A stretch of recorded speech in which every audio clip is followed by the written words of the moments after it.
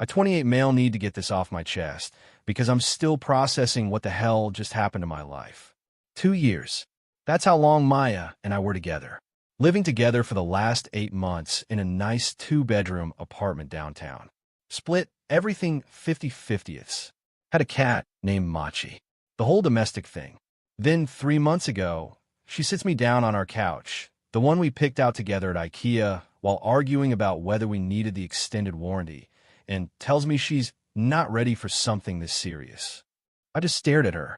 We've been talking about maybe getting engaged next year. She'd sent me ring designs on Instagram. Her Pinterest board was called Future Wedding Ideas, for fuck's sake. I need to find myself, she said. I'm only 26. I feel like I'm missing out on experiences. Experiences, right? I asked if there was someone else. She got offended.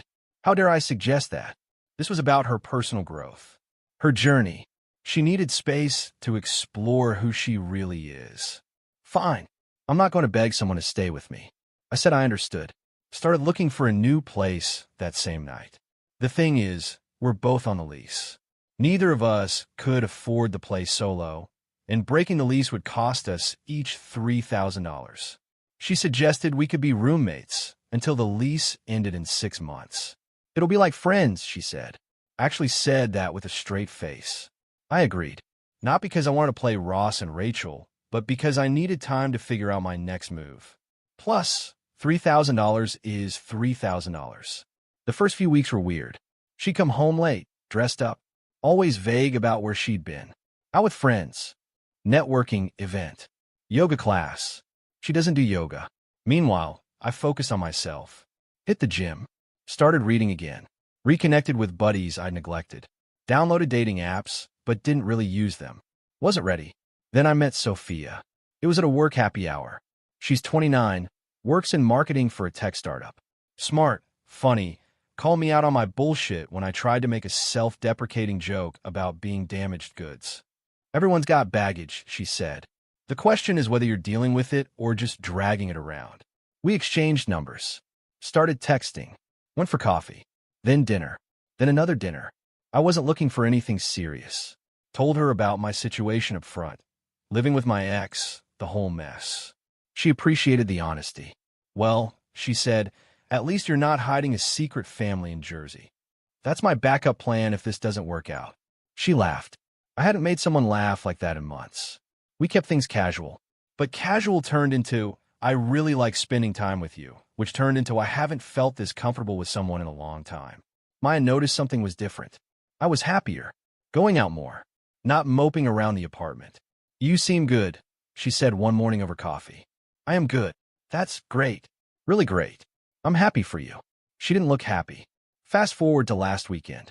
I'm at a birthday party for a mutual friend. Sophia's with me.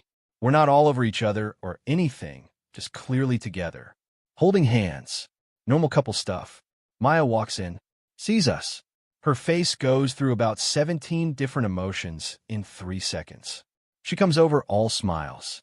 Introduces herself to Sophia. They chat. Everything's super friendly and mature.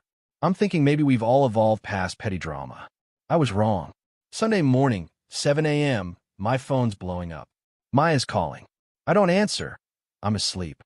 She calls again and again. Finally, I pick up. She's sobbing. Can barely understand her through the tears. How could you do this to me? Do what? You're dating someone. Becca told me you've been seeing her for over a month. Maya, we broke up. You broke up with me. I thought you'd wait. Wait for what? For me to be ready. I told you I needed time. You told me you weren't ready for something serious. So I respected that. I moved on. But it's only been 3 months. What's the appropriate mourning period for a relationship you ended? You're being cruel. I'm being honest. You wanted to explore. Go explore. I'm not stopping you. But I love you. You broke up with me. I needed space. You got it. She hung up, then texted me a novel about how I'd betrayed her trust, how she thought we had an understanding, how I was just trying to hurt her. I didn't respond. But here's where it gets interesting. Turns out Maya's journey of self-discovery involved discovering herself in my former coworker Dylan's bed. Multiple times. Starting about 2 weeks before she broke up with me. I found out through Instagram. She forgot I still had access to her iPad we used to share for Netflix. Her messages were syncing. Saw the whole thing. Pictures and everything. The yoga classes, dick appointments, the networking events, dick appointments, the out with friends. You get the pattern. But here's the kicker, Dylan. He's been in a relationship for 3 years. His girlfriend had no idea. So I did what any rational person would do. Nothing. I screenshot everything, saved it to a folder labeled Taxes 2023, and went about my life. Because here's what I realized. Maya thought she was playing 4D chess. Break up with me, keep me as a backup while she fucked around, then eventually come back when she was ready. I'd be there waiting like a loyal golden retriever, because where else would I go? She didn't expect me to actually move on, to meet someone, to be happy. And she really didn't expect me to find out about Dylan. Update 1. Things got worse. So remember how I said I did nothing with those screenshots? That was true, for about a week. Then Dylan's girlfriend, Priya, DM'd me on Instagram. I guess in her paranoia, she'd been doing a deep dive on his social media and saw an old tagged photo of us from a work thing. Hey, weird question, and sorry to be a social media stalker, she wrote, but you used to work with Dylan, right? Is Maya your ex? My stomach dropped. Yeah, to both. Why? I think something's going on with them. Call me paranoid, but my intuition is screaming at me. Decision time. I could lie, stay out of it. Or I could tell the truth. I told the truth. Sent her the screenshots. All of them. She called me immediately, crying, thanking me, apologizing for Maya. I told her she had nothing to apologize for. 3 years, she kept saying. 3 fucking years. The next day, Dylan shows up at my apartment. Maya's at work. He's panicking. Dude, what the fuck? Why would you tell Priya? She asked. You ruined my life. No, you ruined your life. I just provided evidence. Maya said you were cool with everything. Cool with what exactly? You know, the arrangement. What arrangement? Turns out Maya told him we had an open relationship, that I was seeing other people too. That's why she was so comfortable bringing him to our apartment when I wasn't there. Our apartment, where we both still lived, where he'd been fucking her in our bed. Get out, I said. Come on, man. Get out. He left, but not before Maya came home early from work. Saw his car in the parking lot. Saw him coming out of our building looking destroyed. She knew I knew. She tried to play it cool when she came in. Asked about my day. Made small talk. Dylan stopped by, I said. She froze. Oh, Priya knows. You told her? She asked. You had no right to tell the truth, to interfere in my life. Your life? Maya, you've been fucking some dude in our bed, in the apartment we share, while telling him we're in an open relationship. I never said that.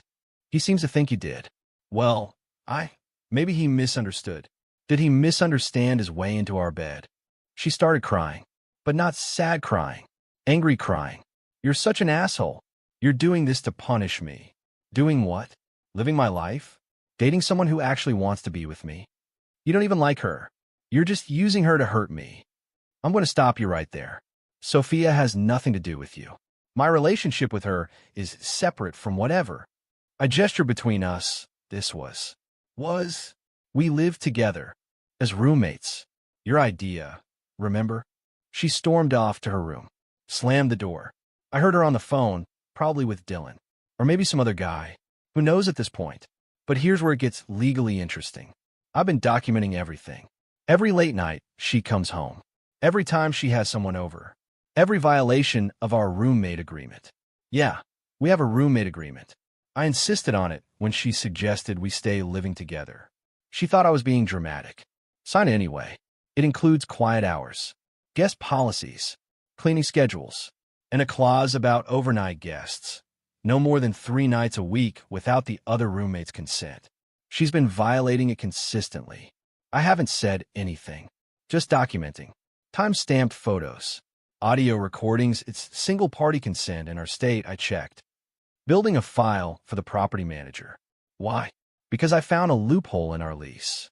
If one tenant can prove the other is violating the lease terms or creating a hostile living environment, they can petition to have the other person removed without breaking the lease. It's a long shot. Requires documentation. Evidence.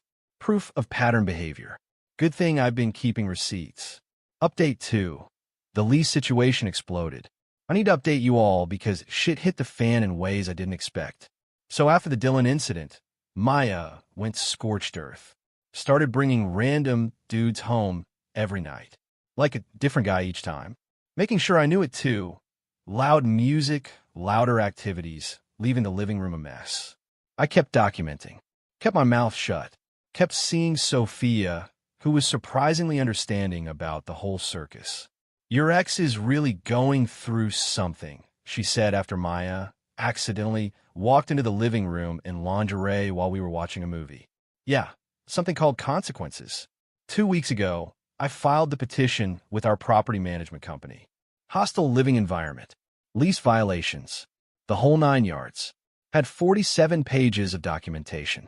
Photos, timestamps, links to the audio files of her and her guests at 3 a.m. on weeknights. They gave her 72 hours to respond. She lost her mind.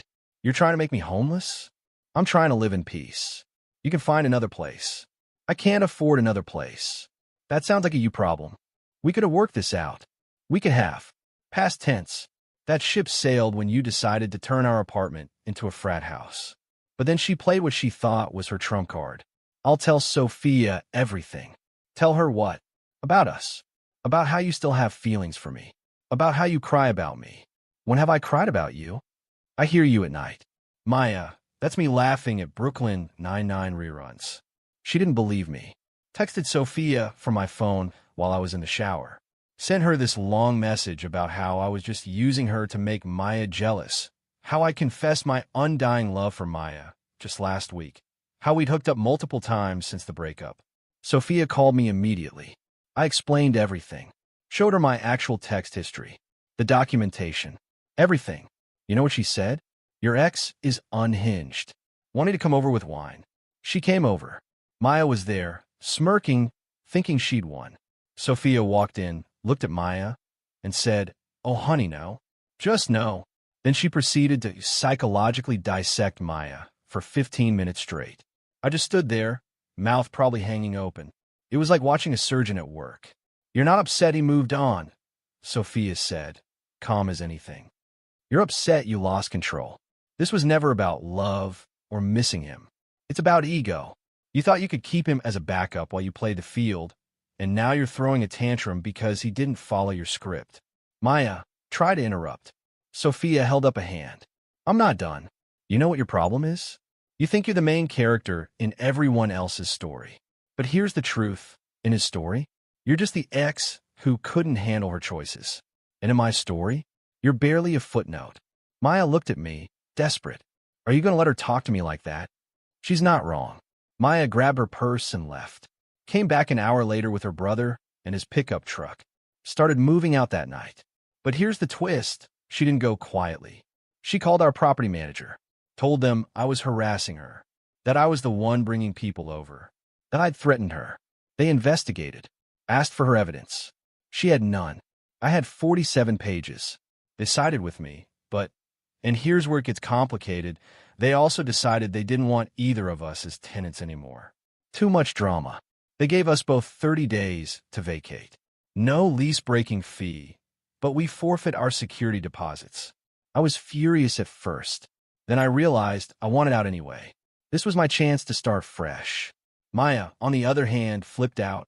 Started posting on social media about how I'd made her homeless. How I was an abusive ex. How I'd manipulated the situation. People who knew the real story called her out. She deleted the posts. Made new ones. Deleted those too. Last I heard, she's staying with her parents. Dylan somehow convinced Priya to take him back. And I found a great one-bedroom closer to work. Update 3. The final chapter. It's been a month since I moved into my new place. Thought this drama was over. I was wrong.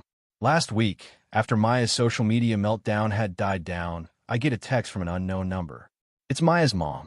I saw the things Maya was posting online and the comments from her mutual friends, she wrote.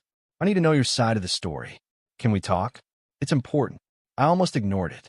But curiosity won. I called her. Turns out, Maya's been telling her family a very different version of events. According to her, I cheated first. I was abusive. I got her kicked out of the apartment out of spite. the whole 9 yards. But her mom isn't stupid.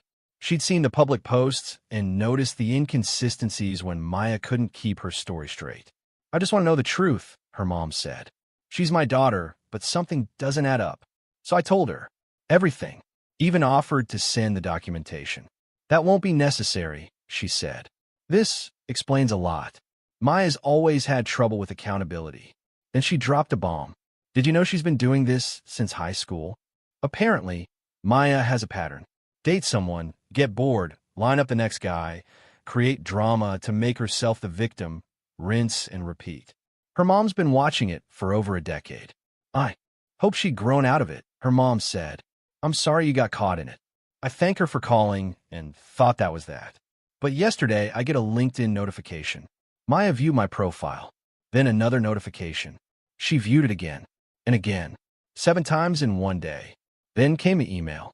Subject line, "Can we talk?" I almost deleted it, but I read it. She misses me. She made a mistake. She's been in therapy for 2 weeks. She's changed. She realizes now what we had was special. She wants to meet for coffee, to apologize properly, to see if maybe, possibly, we could try again. Oh, and she mentioned she saw I was still with that girl, but that she respected my choices and just wanted closure. I forwarded the email to Sophia. Her response? The audacity is almost impressive. Almost. I haven't responded to Maya. Don't plan to. There's nothing to say. But this morning, I woke up to 17 missed calls. All from Maya. And a text. "I saw you read my email. The least you could do is respond. I know you're home. Your car is in your parking spot. She knows where I live. She's been driving by my new place." Another text. "I'm not stalking you. I was in the neighborhood." Then, "Can you just tell me if you're happy? I need to know." Then, "I'm sorry. Ignore those texts. I'm just having a hard time." Then, "Actually, no. I deserve a response. We were together for 2 years." Then, "Fine. Be with your rebound. She'll never love you like I did." I blocked her number, but she called from her work phone, left a voicemail about how blocking her was immature and proved I still had feelings. Sophia suggested I get a restraining order. I'm considering it. But the craziest part? Last night, I went for a beer at this place near my old office. And of all the gin joints in all the towns, I run into Dylan, sitting at the bar alone. He apologized for everything. Bought me a beer. We actually talked. Turns out, Maya pulled the same shit with him. Told him Priya was controlling. That their relationship was basically over. That he deserved better. She had me convinced I was in a toxic relationship, he said. Meanwhile, she was the toxic one. He and Priya are in couples counseling. Working through it. Good luck to them, I guess. Not my circus, not my monkeys. He seems genuinely remorseful. For what it's worth, he said, "You dodged a bullet." I know. No, man. You don't. After you exposed everything, other guys started coming forward. She was juggling like 4 of us. Had a whole rotation. Different story for each guy. For guys. While living with me. While telling me she loved me that morning in the kitchen. I went home and looked at old photos of us. Tried to see the red flags I missed. They were there. The way she'd guard her phone. The sudden new interests that would disappear just as quickly. The friends she'd mentioned once and never again. Sophia found me going through them. You okay? Yeah, just processing. It's okay to mourn the relationship you thought you had. I don't think I'm mourning. I think I'm just amazed. How'd I not see it? Because you're not a manipulative person. You don't think like that. It's not a weakness. It's actually pretty nice. She's right. I'd rather be someone who trusts too much than someone who can't trust at all. This morning, I got one final email from Maya. Different email address. Subject: the truth. In it, she admitted to everything. The cheating, the lies, the manipulation. But she framed it as her being afraid of vulnerability and self-sabotaging because she loved me too much. She ended with, "I know you'll never forgive me, but I need you to know that what we had was real." At least for me. I didn't respond, but I did forward it to her mom, who had asked me to let her know if Maya reached out again. Her mom's response was short. "We're getting her help. I'm so sorry." So that's where things stand. I'm in my new place, still with Sophia, who's been incredible through all this. Maya's hopefully getting the help she needs. And I'm just living my life. It's quieter now, calmer. I can watch Brooklyn Nine-Nine without someone accusing me of using it as emotional warfare. The trust issues will take time to work through. The paranoia every time Sophia's phone buzzes. The reflex to check her story against reality. But I'm working on it. We both are. Because here's what I learned. When someone tells you they're not ready for something serious, believe them, even if they don't believe it themselves. And when someone shows you who they really are, believe that too.